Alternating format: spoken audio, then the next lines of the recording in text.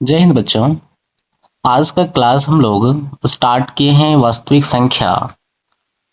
वास्तविक संख्याएं जो क्लास 10 में है उसका बिल्कुल एमसीक्यू लेकर के आए हुए हैं और बहुत ही इंपॉर्टेंट एमसीक्यू जो कि बोर्ड एग्जाम में पूछे जाने वाले प्रश्न है, यानी कि पार्ट 1। यानी इस तरह से जितना भी पार्ट दिया हुआ है सभी पार्ट का एमसीक्यू हम करवाएंगे।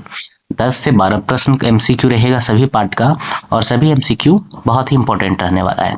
तो चलिए हम लोग स्टार्ट करते हैं। आज 140 को अभाज्य गुणनखंड के रूप में लिखा जा सकता है।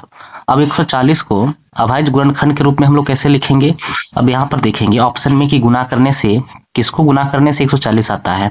2 दूना 4, 4 पचे 20, ठीक है। 2 दूना 4, 4 पचे 20, 20 सते 140, इसी में आ जा रहा है, यानी कि ऑप्शन नंबर ए इस प्रश्न का सही क्वेश्चन मतलब आंसर हुआ। क्वेश्चन नंबर 2 है कि 156 को अभाज्य गुणनखंडों के रूप में लिखा जा सकता है। तो 156 को हम लोग अभाज्य गुणनखंड में कैसे लिख सकते हैं, यानी कौन सा ऑप्शन को गुना करेंगे जिसका रिजल्ट 156 आता है? तो 2 दूना 4 तिया 12, इसका 12 हुआ, ठीक है। इसको गुना किए तो 12 हुआ। 2 दूना 4, 4 पचे 20, ठीक है। और 20 13 को 20 से गुना करेंगे तो हो जाएगा 13 दूना 26, यानी कि 260, ठीक है।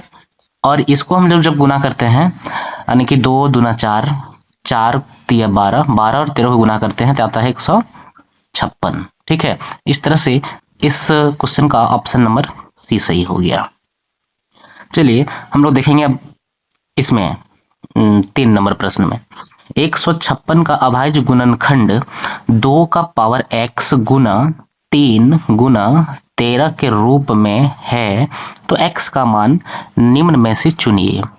अब 156 को हम लोग गुणनखंड करेंगे तो गुणनखंड तो 156 का इससे पहले वाले क्वेश्चन में हम देख रहे हैं कैसे आ रहा है, इस तरह से आ रहा है। तो इसको हम लोग क्या लिख सकते हैं? इसको हम लोग लिख सकते हैं 2 का पावर क्या 2 है, 2 है, 2 का पावर 2 गुना 3 गुना 13, और यहां पर मेरा क्या है कि 3 गुना 13, 3 गुना 13 तो मिल रहा है। 2 के पावर यहाँ क्या होनी चाहिए 2, ठीक है। 2 की पावर क्या होनी चाहिए 2, यानी कि x बराबर कितना हो जाएगा 2। तो इस प्रश्न का सही आंसर क्या हो जाएगा? ऑप्शन नंबर डी, ठीक है। इसके बाद हम लोग प्रश्न संख्या 4 में चलेंगे कि यदि HCF 510, 92 का 2 है तो एलसीएम, इसी का एलसीएम का मान निम्न में से क्या होगा? तो हम लोग जानते हैं एलसीएम कैसे निकालते हैं। एलसीएम निकालते हैं दो संख्या का गुणनफल, दो संख्या का गुणनफल बराबर HCF गुना LCM। तो दो संख्या कौन कौन सी है?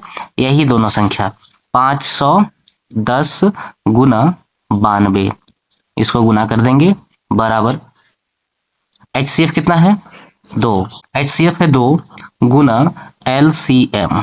तो हमको निकालना है LCM, तो LCM निकालने के लिए 2 से इसको भागा दे देते हैं, ठीक है। यानी कि 510 गुना 92 बट्टे 2 बराबर LCM, ठीक है। अब 2 से इसको हम लोग काटेंगे, 2 चौका 8, 1 9, 2 छक्का 12, यानी कि LCM कितना आ जाएगा 510 गुना 46। 510 को 46 से जब हम लोग गुना करते हैं तो इसका आंसर आता है 23470, ठीक है। यानी कि ये इसका आंसर हुआ। तो ये क्यों कौन सा ऑप्शन में है? ऑप्शन नंबर सी इस प्रश्न का सही उत्तर हुआ।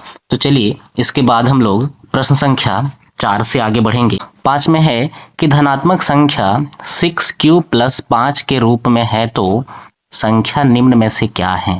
सम संख्या, विषम संख्या, अपरिमेय संख्या और जीरो।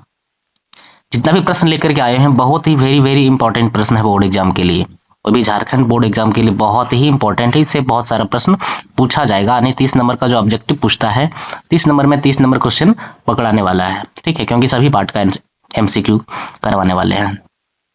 ये धनात्मक संख्या 6q + 5 के रूप में है तो यह संख्या निम्न में से क्या है? सम संख्या, विषम संख्या, अपरिमेय और जीरो, ठीक है, तो 5 का आंसर हो जाएगा। यहाँ देखिए, यहाँ पर क्या है, शेषफल जो है इसको हम लोग लिखते हैं इस तरह से, a बराबर B Q plus R. Euclid विभाजन एल्गोरिदम में r का मान यदि 0 रहता है तो इसको हम लोग सम बोलते हैं, 2 रहता है तो भी सम बोलते हैं, 4 रहता है r का मान यदि 2 है, 4 0 2 4 6, इस तरह से यदि r का मान है तो इसको हम लोग सम संख्या बोलते हैं।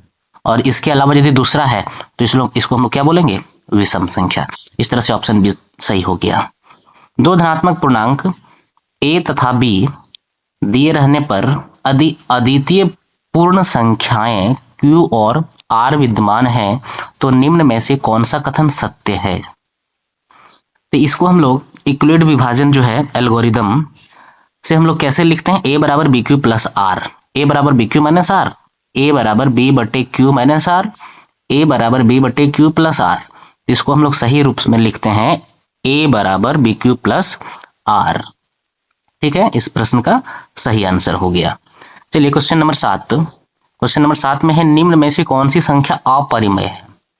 अपरिमेय संख्या यानी कि 17, ये तो परिमेय संख्या है, b में 0 है, ये भी परिमेय संख्या है। एक 225 का वर्गमूल 15 निकलता है, ठीक है, तो ये भी हो गया परिमेय संख्या। और पाई को ही मेरा है, यही है मेरा अपरिमेय संख्या। तो इस प्रश्न का सही उत्तर हो गया डी। ठीक है, चलिए प्रश्न संख्या 8 कि 5 प्लस 2√3 किस प्रकार की संख्या है। परिमेय, विषम, अपरिमेय, सम। तो है क्या, 5 प्लस 2√3। ठीक है, तो 5 क्या है, परिमेय संख्या है, 5 है परिमेय, प्लस 2√3 है अपरिमेय। ठीक है, अब परिमेय और अपरिमेय को यदि हम जोड़ते हैं तो इसका रिजल्ट भी आता है अपरिमेय। ठीक है, तो इस तरह से इसका सही आंसर क्या हो गया, ऑप्शन नंबर सी अपरिमेय हो गया। ठीक है, चलिए इसके बाद हम लोग इसका नेक्स्ट प्रश्न यानी कि प्रश्न संख्या 9 से 9 में है कि 2√3 किस प्रकार की संख्या है। 2√3 परिमेय, अपरिमेय, सम और विषम। तो यहां पर भी ध्यान देना है कि 2√3 के साथ गुना है, यानी कि ये क्या है, परिमेय और अपरिमेय। अपरिमेय और परिमेय को यदि हम गुना करते हैं तो परिणाम क्या आता है, अपरिमेय। ठीक है, यानी कि रूट, वैसे संख्या जिसका रूट में हम रहे और यदि रूट पूरा पूरा नहीं निकाल सकते हैं तो उसको हम लोग क्या बोलेंगे, अपरिमेय संख्या बोलेंगे, यानी कि ऑप्शन नंबर बी सही हो जाएगा। इसमें यूक्लिड विभाजन प्रमेयिका a बराबर बी क्यू प्लस आर में b क्या है। a बराबर बी क्यू प्लस आर में b क्या है, तो यहां हम लोग ऐसे निकालते हैं कि b से हम लोग भागा देते हैं a को, ठीक है, रिजल्ट आता है q और यहां पर शेषफल क्या आ जाता है, r। ठीक है, तो इसको क्या बोलते हैं, ये है भाज्य, ठीक है, ये है भाज्य, ये है भाजक, ये है भागफल और r को हम लोग क्या बोलते हैं, शेषफल। तो पूछा जा रहा है कि b क्या है, तो b भाजक है ना, कि b से हम लोग भाग देते हैं तो ये भाजक है, तो इसका आंसर हो जाएगा b। अब 11 नंबर प्रश्न में हम लोग देखते हैं कि पाई किस प्रकार की संख्या है। यानी इससे पहले वाले प्रश्न में भी हम लोग देखे थे कि पाई किस प्रकार की संख्या है, अपरिमेय संख्या।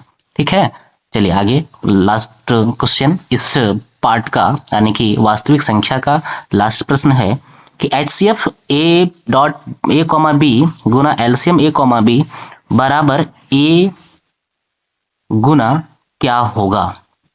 LCM गुना HCF, तो LCM गुना HCF तो लिखेंगे HCF गुना LCM बराबर, हम फॉर्मूला क्या बताए थे, दो संख्याओं का गुणनफल। HCF जो है HCF और एलसीएम, तो HCF और गुना एलसीएम दिया हुआ है और एक संख्या A है, तो यहाँ संख्या कौन कौन सी है, A और B, इसमें भी A और B है, तो दो संख्या का गुणनफल होगा A गुना B ना, तो यहाँ पर क्या भराएगा, B भराएगा। तो B कौन सा ऑप्शन में है, ऑप्शन नंबर A। इस तरह से पहला पार्ट यानी कि एक्सरसाइज 1 यानी वास्तविक संख्या का 12 प्रश्न हम लोग, जो इंपॉर्टेंट प्रश्न है इसको हम लोग देख लिए हैं। इसके बाद नेक्स्ट पार्ट नेक्स्ट वीडियो में पढ़ेंगे। वीडियो अच्छा लगे तो चैनल को बिल्कुल सब्सक्राइब कर लें और अपने दोस्तों में भी शेयर करें। Thank you for watching this video.